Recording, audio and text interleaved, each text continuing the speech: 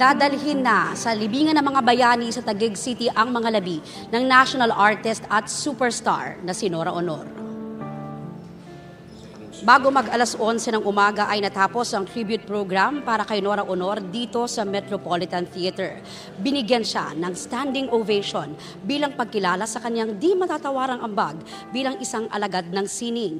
Ilan sa mga tumatak na pelikula ni Ate Guy ang Himala, 3 Taong Walang Diyos, Banawe, Stairway to the Sky, Bona, Minsay Isang Gamo-Gamo, Sidhi at The Floor Contemplation Story.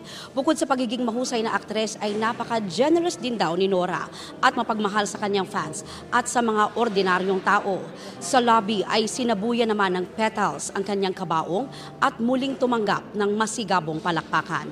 Sa mga sandaling ito ay papunta na ang convoy ng kanyang hearse sa libingan ng mga bayani kung saan bibigyan siya ng isang state funeral bilang isang pambansang alagad ng sining.